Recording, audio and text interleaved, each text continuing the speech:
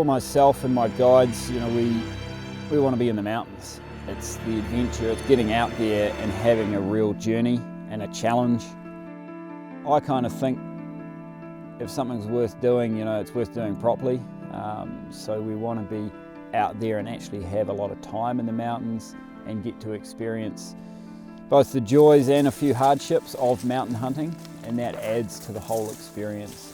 Some people kind of cut to the chase with our alpine hunting in New Zealand through helicopter hunting, and I think that distracts from the adventure and from the hunt, and at the end of the day you've just got the trophy without the work and the effort and the adventure put into it, and it's kind of meaningless. What's the prize without running the race? You know?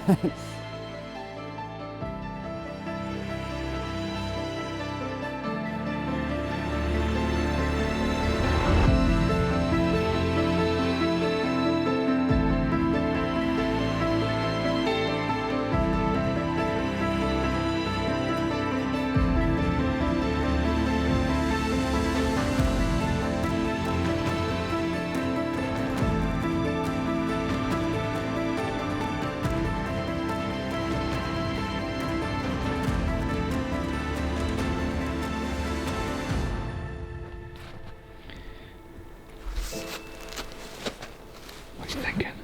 Oh, it's a bit of a spot for tar, not for people.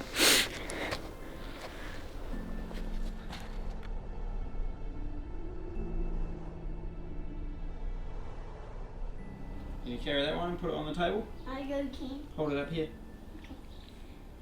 Hold it, it's heavy. It's big heavy. Here.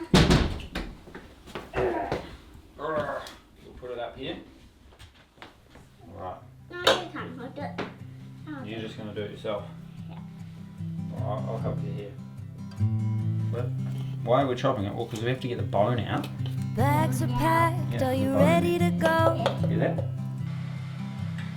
This time tomorrow we'll be on the road. So I'm pretty typical in terms of New Zealand hunting upbringing. I grew up on a farm, and most of us learned to shoot rabbits and small game, and then me and my brothers moved on to goats. Feral goats were the main animals we learned to hunt. So I spent a lot of time hunting goats and red deer and pigs. And then when I was about 16, I started hunting tahr and chamois with my uncle, and started guiding with him. And that was kind of the next level goat hunting. It's the real deal in terms of the terrain and the adventure, and the rewards are a lot greater, I think. Not on the bottom yet. You brought your sleeping bag?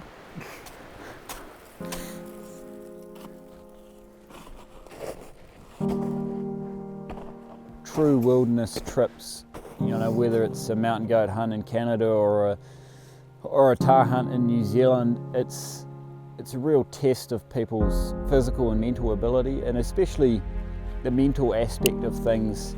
And I think there's a lot that does to a person, especially in most of Western society. We miss out on being part of nature, and getting out there for a week or 10 days away from society to a point, and away from technology, and just living like a human is quite good for us. I think it really makes us feel alive, and really changes the way you think about things.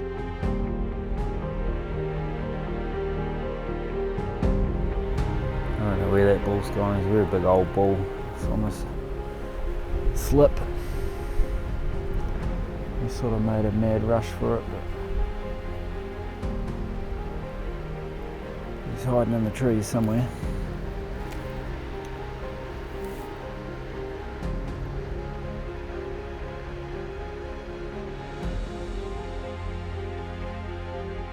I don't know, I've kind of become a tahr man. There's something about them, they're just a cool critter. Just to watch them and the terrain that they live in. You know, you go out and you see things tahr do, and you're just like, what? You know, they do things that we as humans, you know, think is impossible. You know, we're only visitors into their world, and they thrive in an environment that is inhospitable to most species. So that's pretty cool to be able to see an animal that can exist in an environment that kills most other critters.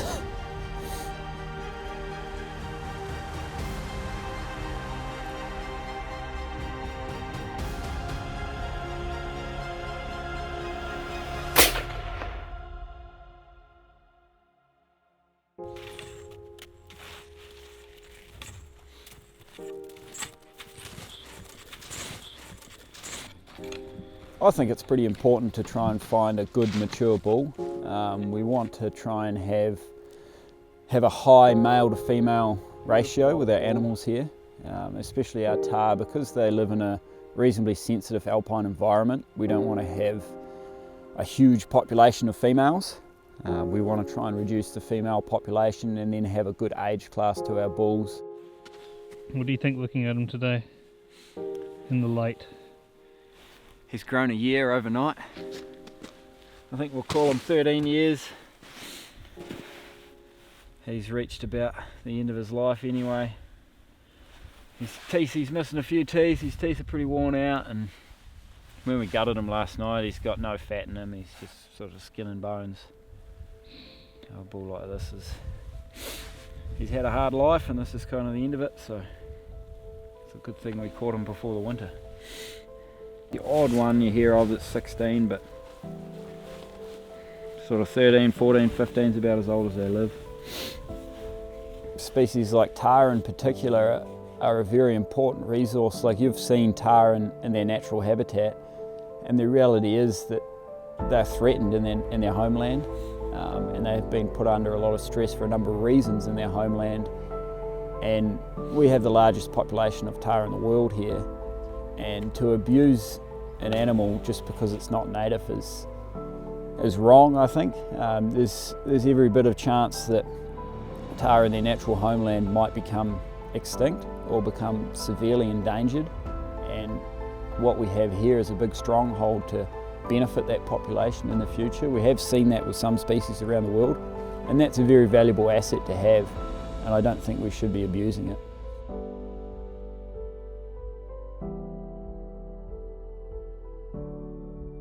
I think all of our species in New Zealand and the hunters here in New Zealand would benefit from a sustainable long-term management strategy where we have proper goals in terms of how many animals we want to be shooting every year, and actual strategies in terms of this is what we want to achieve, this is how we're going to achieve it, instead of a sort of random huge effort put in the wrong direction, which we're seeing at the moment. You know, we're putting big effort into game management, but it's in the wrong direction, I think, in a lot of ways.